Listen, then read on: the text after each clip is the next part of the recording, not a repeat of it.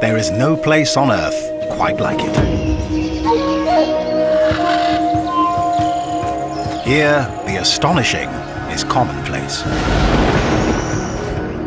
Turtles strike like snakes, and tarantulas share their homes with tiny frogs.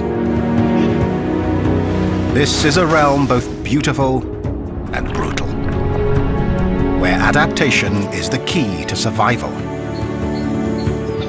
This is the wild Amazon.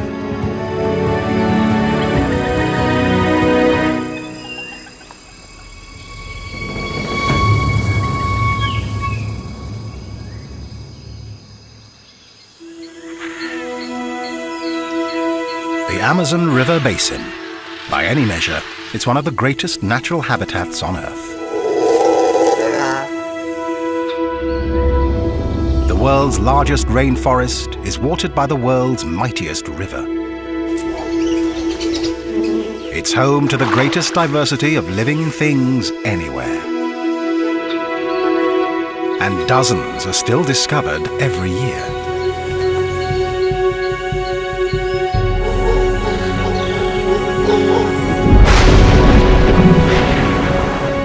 But the Amazon is changing fast, threatening the animals and plants that have thrived here for millions of years. Their future hangs in the balance.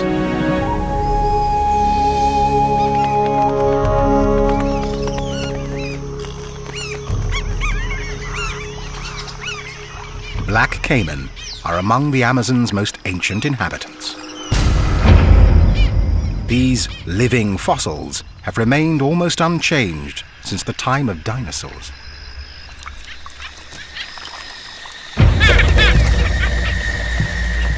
But recently, a strange behavior has been observed among caiman.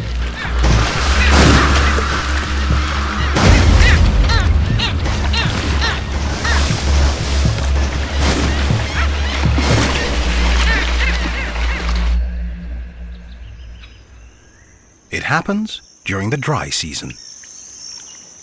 Between June and October, when rain falls only a few days a month, giving the Amazon a chance to dry out. River levels drop, leaving shallow pools along the edges of waterways. The black caiman are quick to seize the opportunity. Birds take notice too.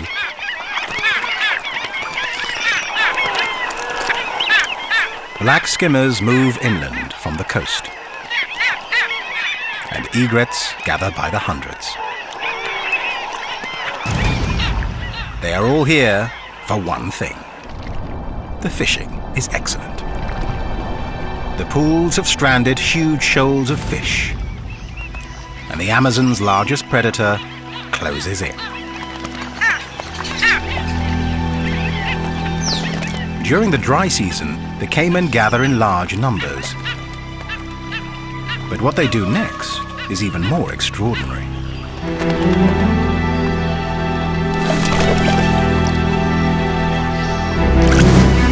This strange behavior is still not fully understood.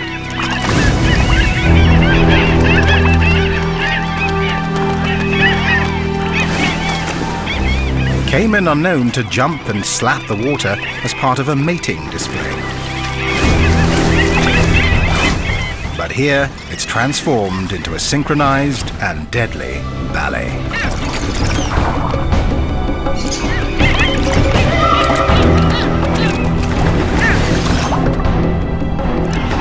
The caiman appear to be working in a pack to round up their prey.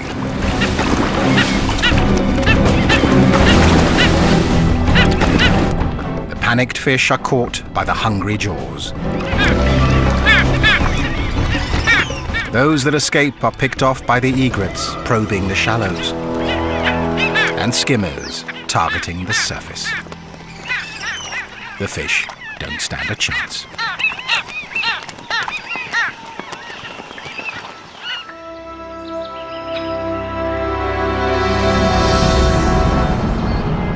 The Amazon basin dominates the northern half of South America, stretching over 400 million hectares. Weaving through this hothouse of weird and wonderful life is the Amazon River itself, flowing for more than 6,000 kilometers.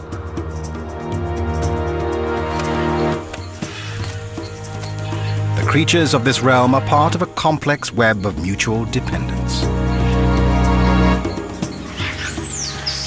Their interlocking relationships have evolved over millennia.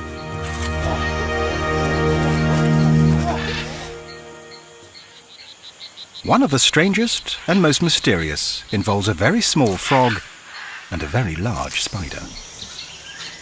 It is behavior rarely seen before. This dotted humming frog lives on the forest floor, a dangerous place, full of potential predators, including this burrowing tarantula spider. This nocturnal hunter, with a leg span of up to 16 centimeters, can easily catch mice and even small birds. It kills by injecting its prey with venom. The poison first stuns, and then, while the victim is still alive, dissolves it from the inside, so the spider can suck out the remains. Any creature would be keen to avoid such a fate. It seems the little dotted humming frog has made a fatal error in its choice of refuge. A tarantula's lair is a potential death trap, especially one filled with hungry babies.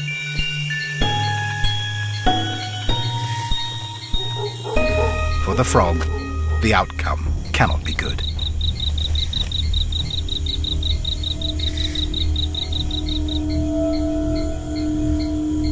Once it's within range, the spider will pounce and inject its deadly dose of venom.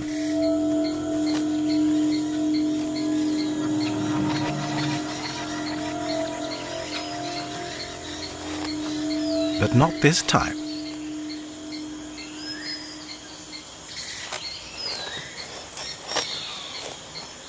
Hairs on the spider's legs allow her to detect chemicals on the frog's skin.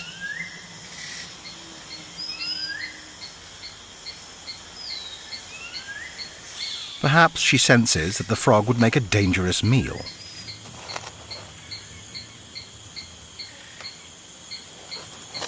So why welcome it into her burrow? It seems this is a mutually beneficial arrangement.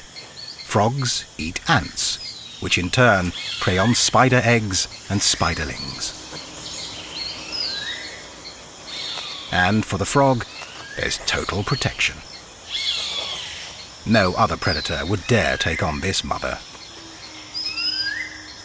or her babies.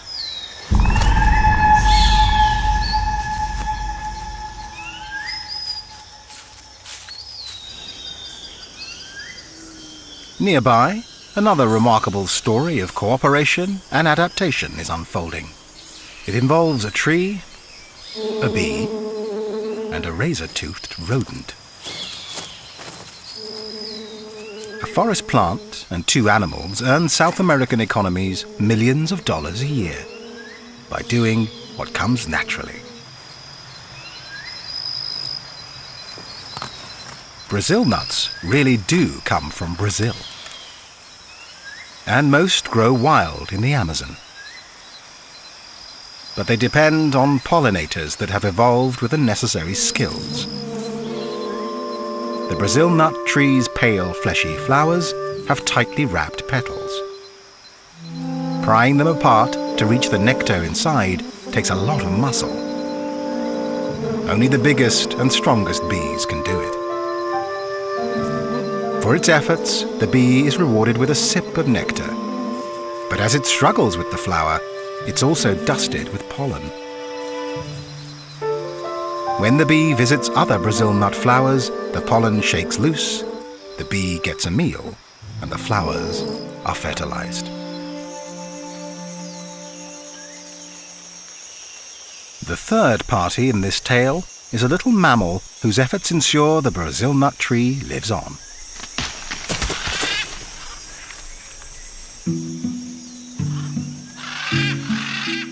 An agouti is one of the few creatures in the rainforest with strong enough teeth to break the outer shell of the seed pod.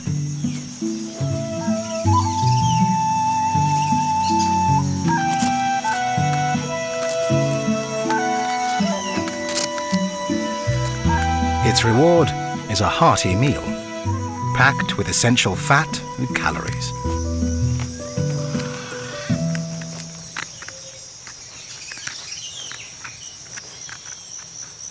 A single pod can contain up to 25 nuts, way too many for the agouti to eat in one meal.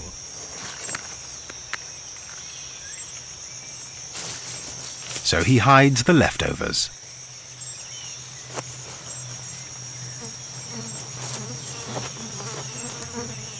The agouti buries his treasure all over the forest. Some nuts will remain in the ground to germinate and grow into the next generation of Brazil nut trees. Ancient relationships like these are essential to the life of the Amazon. They have made the forest what it is today. But can they endure as the forest changes around them? Much of the Amazon basin lies in Brazil, where deforestation is a major problem. Trees are being burned to clear land for farming and cut down to meet the demand for lumber. Up to 80% of the logging is illegal. Now the forest may have a fighting chance with the help of an armed task force. The government has declared war on the illegal loggers.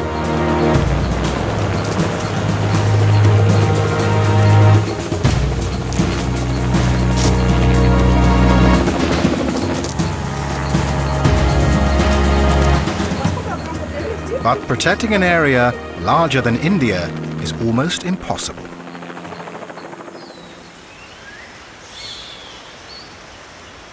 Every day, the Amazon still loses 19 square kilometers of forest. And besides the trees, much more is lost. A complex living community, filled with undiscovered secrets that could benefit all mankind. Among its other wonders, the Amazon is the world's medicine chest. Scientists already know that over a quarter of the active ingredients in cancer-fighting drugs come from the rainforests, even though they have only tested 1% of the plants. Some plants are packed with deadly compounds. They're the source for poisons like cyanide and addictive drugs like nicotine and cocaine. Countless other plants use poisons as chemical defenses. Unripe forest fruits are bitter, toxic, and normally indigestible. But macaws have little to eat during the dry season. They use their strong beaks and agile claws to extract whatever nourishment they can.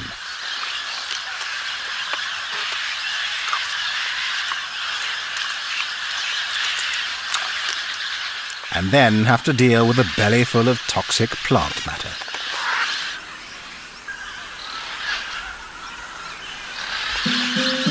Like other parrots, they have found a solution.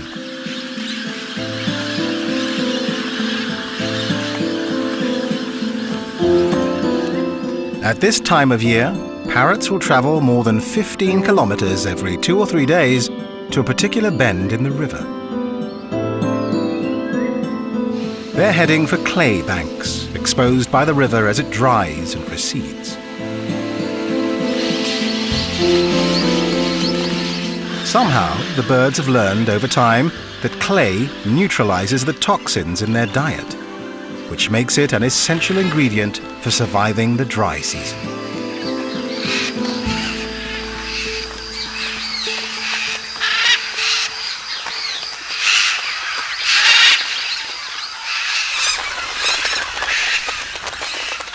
The cliffs also provide the perfect place to meet and greet others of their kind. Macaws are the largest and one of the most beautiful parrots in the world. In South America, there are 17 different species, all with stunning and brilliant plumage.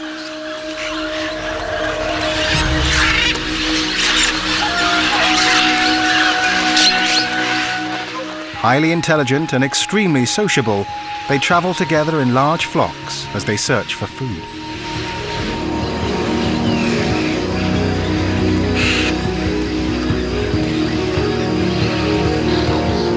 They carry on a seemingly endless conversation of loud squawks. Socializing is more than a way to pass the time. It's a chance to find a mate.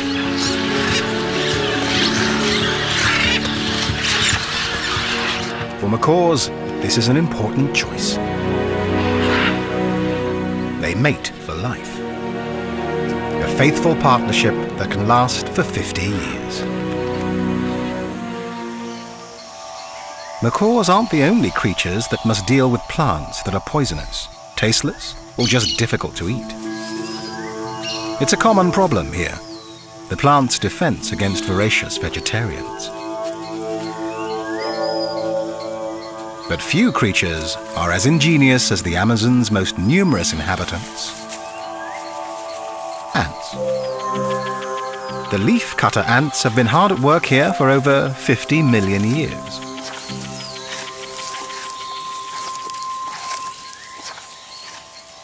An ant carefully measures out a portion of leaf using her leg span as a guide. Then she removes the piece using jaws that vibrate 1,000 times a second.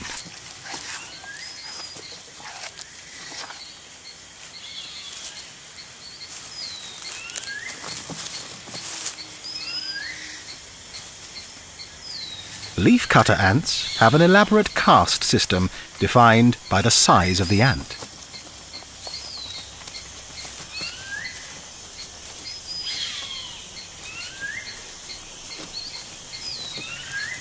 The largest are the soldiers, who stand ready to defend the long lines of medium-sized foragers as they carry the leaf sections back to the nest.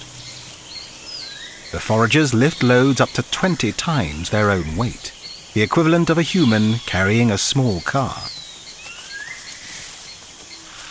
Smaller ants act as additional guardians for the workers, ever vigilant, even when they're hitching a ride.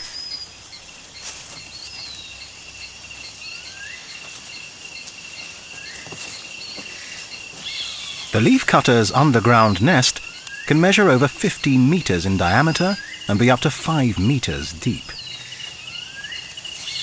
It's home to up to 8 million individuals. What happens inside is extraordinary. Within the nest, leaf portions are handed over to the smallest caste, the gardeners. They chew the leaves into a sticky mass and store it in special chambers.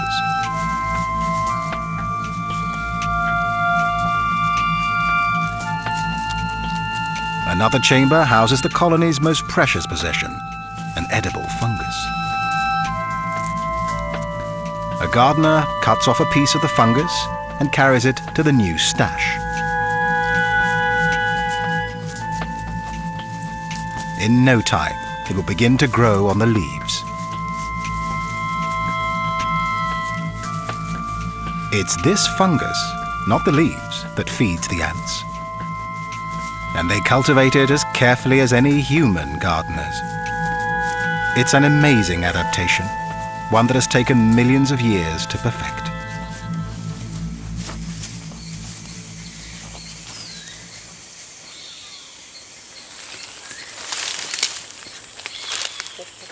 Unlike the leaf-cutter ants beneath their feet, the Matis people have never relied on gardening. Instead, they gather plants and hunt. One of nearly 200 native tribes still living in the Amazon, their first contact with the outside world was as recent as the 1970s.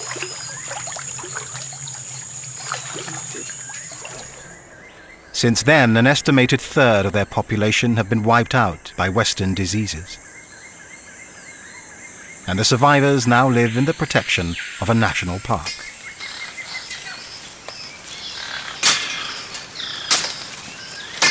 Through countless generations, the Matis people have gained a deep knowledge of their jungle home.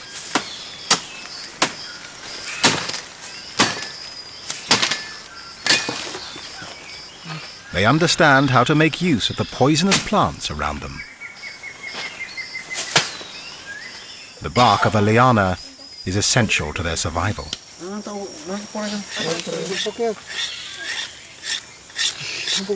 Boiled down to a paste, it becomes a powerful nerve toxin known as curare.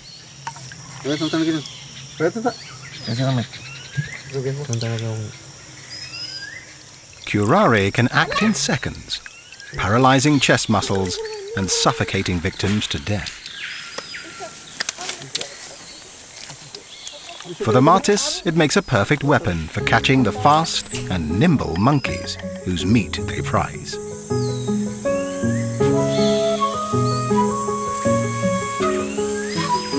All of South America's primates dwell in the forest canopy, rarely venturing down to the ground. Most eat whatever they come across, from fruit and flowers to insects and sap.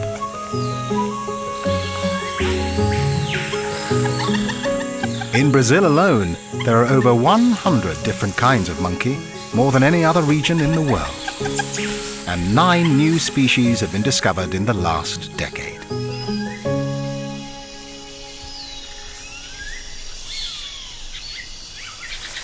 Common squirrel monkeys are one of the most successful.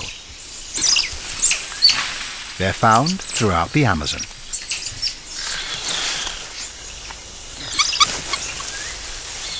Squirrel monkeys grow up fast, and by 10 months they've left their mothers. But for a young, inexperienced monkey, life is precarious.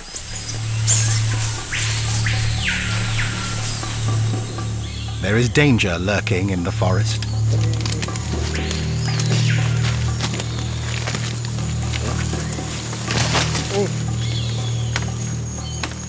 The Matis tribesmen are on a monkey hunt.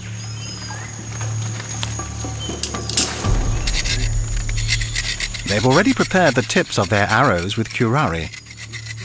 But catching a fast-moving target takes more than a lethal weapon. So they turn once more to the forest plants to gain an advantage.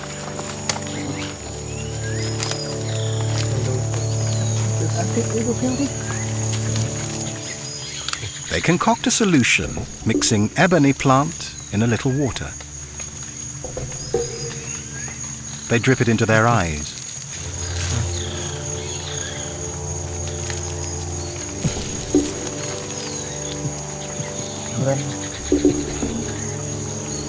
The procedure is excruciatingly painful. But they believe it will sharpen their eyesight and heighten their senses, endowing them with the stealth of the forest creatures and enabling them to move silently as shadows across the jungle floor.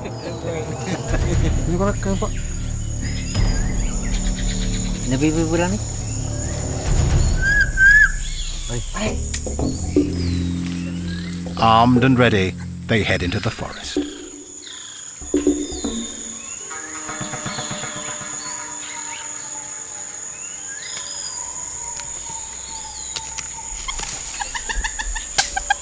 Deep in the forest, the young squirrel monkey has been distracted by an insect snack. He's fallen behind the rest of the troop.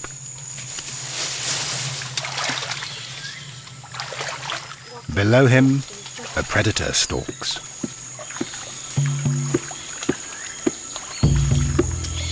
The Matis hunters are on his tail. His speed and agility make him a difficult target. But the hunters are armed with powerful weapons, poison-tipped arrows, plus their deep understanding of the forest. The animal calls, perfected by the Matis, confuse the young monkey.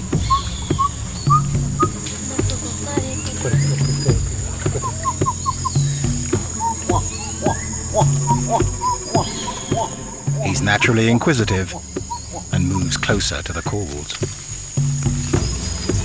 A fatal mistake.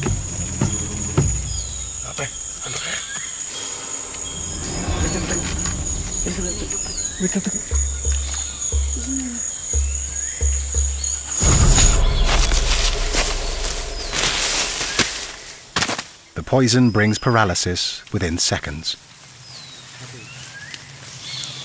Life in the Amazon is tough, but the forest provides for all its inhabitants once they master its secrets. Humans arrived in the Amazon over 12,000 years ago, but most of the creatures they share the forest with have been here much longer. One of the weirdest has lived here for 3 million years. It lumbers through the undergrowth, a 1-meter-high plant eater, a close relative of the rhino and the horse, with a snout like an elephant's trunk. This is the tapir. It's well equipped for a life of browsing. At over 200 kilos, he's the Amazon's largest herbivore, with a nose finely tuned for sniffing out edible plants. Essential when many of the forest plants tend to be tough, toxic, or low in calories. Spending hours wandering through this hostile environment in search of food is hard work for a heavy tapir. But it has to eat huge quantities to produce enough energy to survive.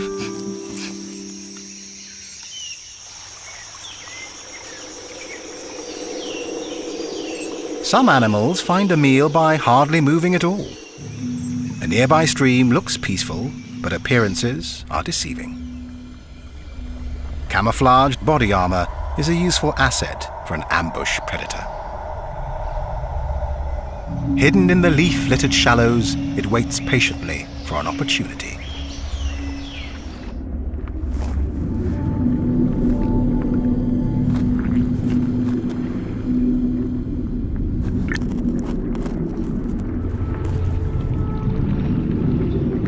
The mata-mata turtle. This bizarre creature has been polishing its deadly tactics for millennia. Its name, mata-mata, simply means kill. It remains motionless. But as a reptile, it must breathe air. The mata-mata does that by extending its specially adapted neck, moving slowly to avoid detection.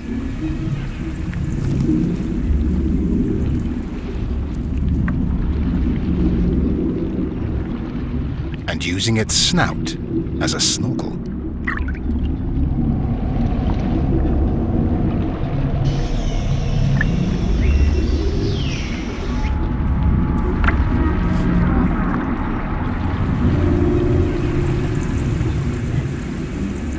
When a fish gets close enough, the mata-mata opens its huge mouth, creating a vacuum.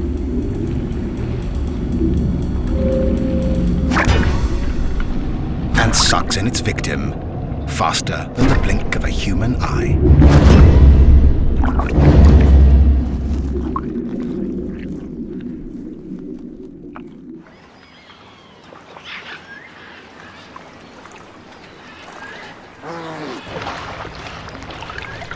Farther down the river, an unlikely resident of the Amazon waterways abandons the shrinking lagoons of the dry season and heads into open, deeper waters.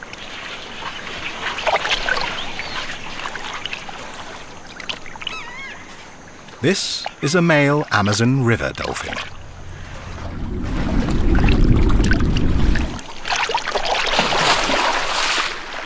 Most dolphins live in salt water, but this species adapted to the rivers long ago.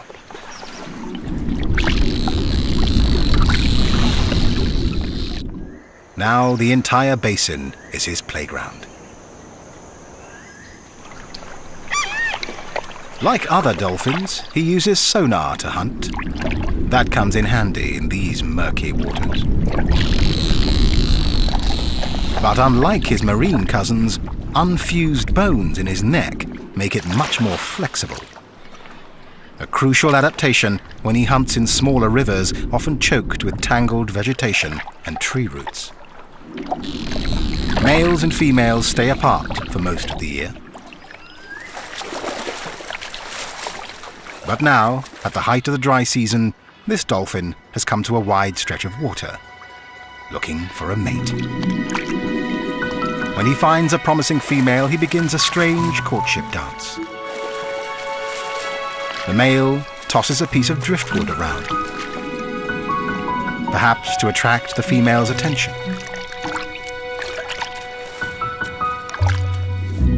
If she accepts him, the pair will mate.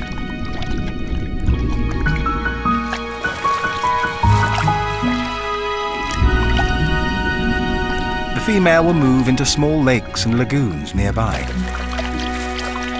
Quieter backwaters that will provide food and shelter as she awaits the arrival of her single calf.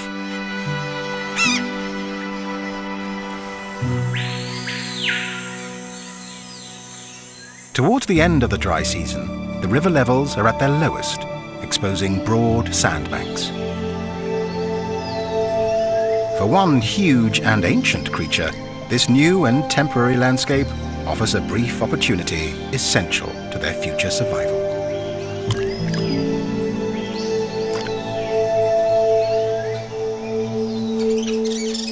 Female giant Amazon river turtles are on the move. They're powerful swimmers and may travel great distances. The females come to the same stretches of the river year after year. They search for the highest spots on the beaches to lay their eggs. Finely grained sand makes these banks perfect for laying eggs. More than a meter long and weighing up to 90 kilos, the giant females drag themselves out of the water to bask in the sun. The temperature of the sand rises during the heat of the day. The hot sand will act like an incubator, speeding up the growth of the eggs. But it's dangerous.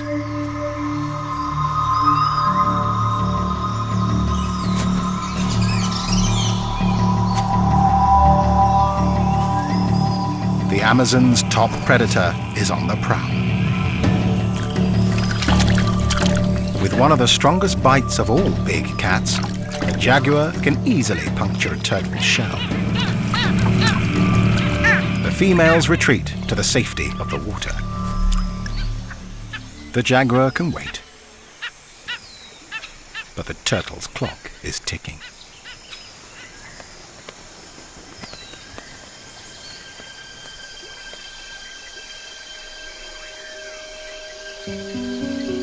Under cover of darkness, one turtle seizes her moment.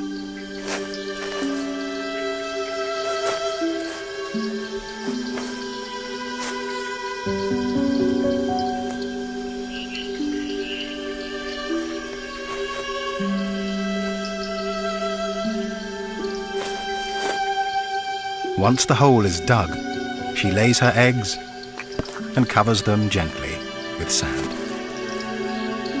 If all goes well, they will hatch in 6 weeks. Her timing is crucial, and there is little margin for error.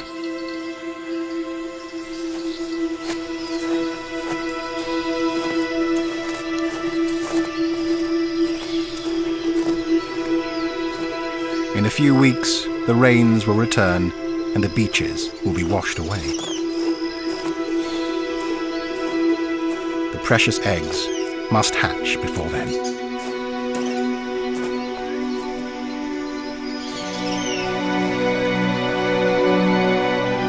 It's a precise timetable and the turtles have followed it for countless generations.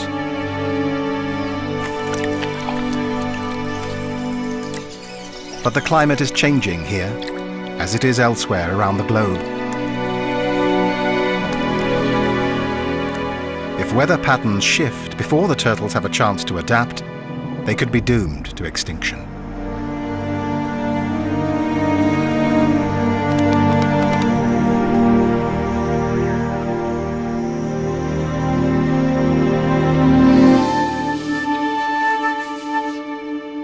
Another river dweller faces a similar climate crisis: the giant river otter. Giant river otters are rare and endangered, with fewer than 5,000 remaining in the wild. They're the largest of their kind, measuring up to 2 meters long. This family group has 10 members, headed up by Mum and Dad. They're highly social and constantly check in with each other using a variety of vocalizations. Their communication involves a complex system of sounds, scents, and postures. Locals call them the wolves of the river, and they are proficient predators. With their wing-like tails, webbed feet, and sleek fur, they're built for the water and have no problem catching enough to eat.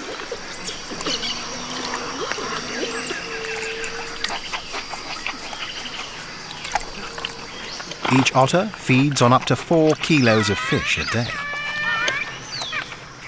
Every year at the start of the dry season, the mother otter relies on river levels falling to expose patches of dry land where she can make her den.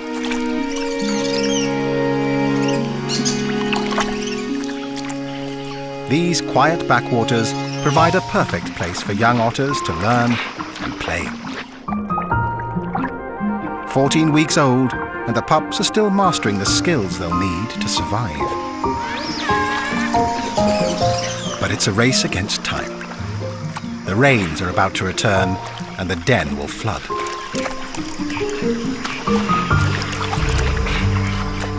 If weather patterns change, it will challenge this finely tuned parenting plan.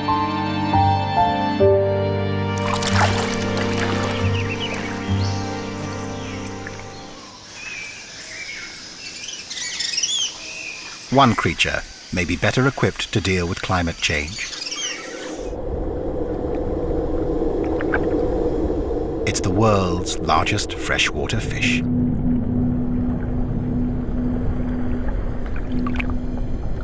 The pirarucu can grow to 3 meters in length and weigh more than 2 baby elephants. It lives in slow-moving waterways that are murky from decaying vegetation. Tannin in the leaves turns the water acidic. Not ideal for most fish. And as climate change causes temperatures to rise, oxygen levels are likely to fall even farther. But the pirarucu has an amazing secret weapon. Along with its reduced gills, it has evolved with an air bladder that acts like a lung.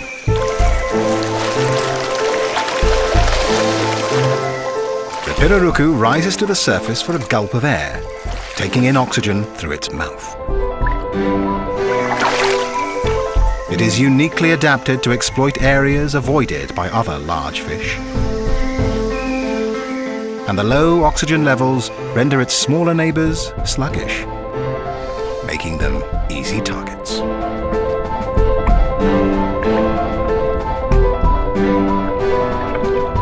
Its adaptation may give the pirarucu the winning advantage in a changing world.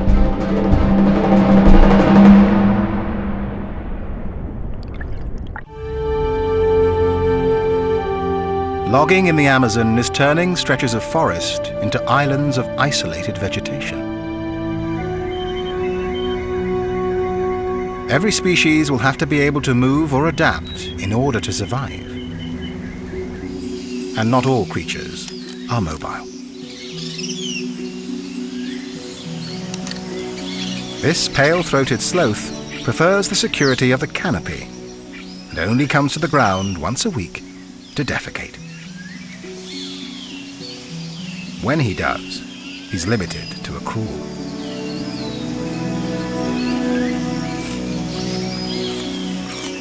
The sloth lives solely on leaves, a low-calorie diet that provides little energy and is difficult to process.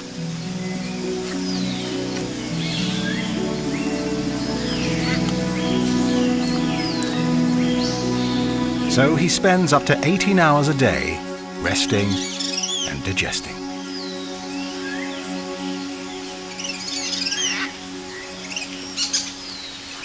This sedentary lifestyle explains how the sloth got his name and his reputation for being lazy.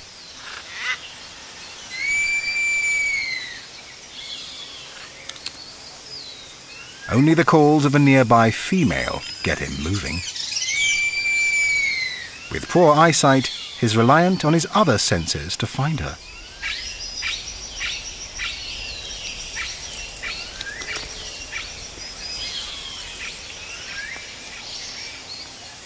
Her lichen-covered fur makes her even harder to spot among the branches. It's also a cozy bed for her 3-month-old baby boy.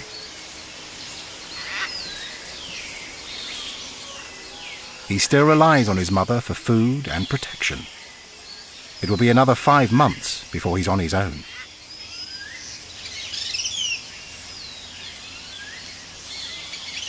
But she's ready to mate again.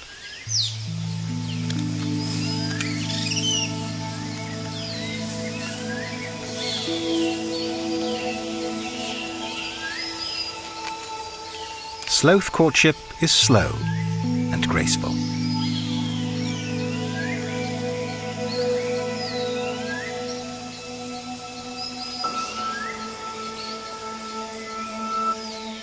But she may reject him with her baby still around.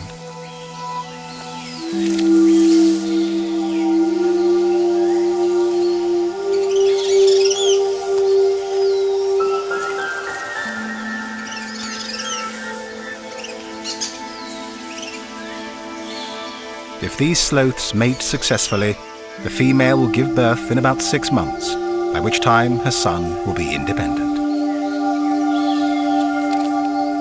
But what kind of future does he face?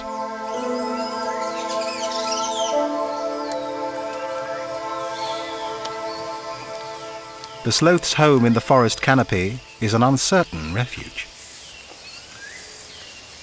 Their lack of mobility makes it difficult to adapt to changing conditions. They're too awkward and too slow to move safely across open ground. As the forest becomes more fragmented, they could be doomed to extinction.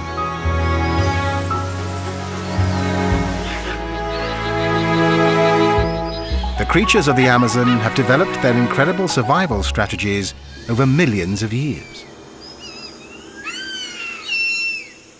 If conditions here change too rapidly because of a warming climate or a disappearing forest, many will be unable to adapt.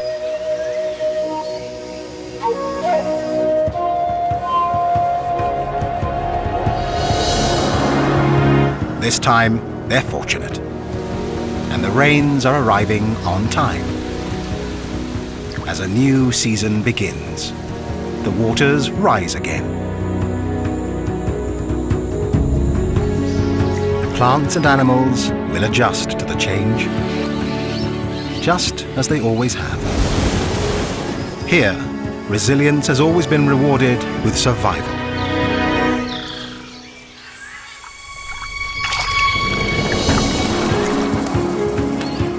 Today, as this region faces an uncertain future, only time will tell if its vast scale and dazzling bounty can ensure that the Amazon itself will survive.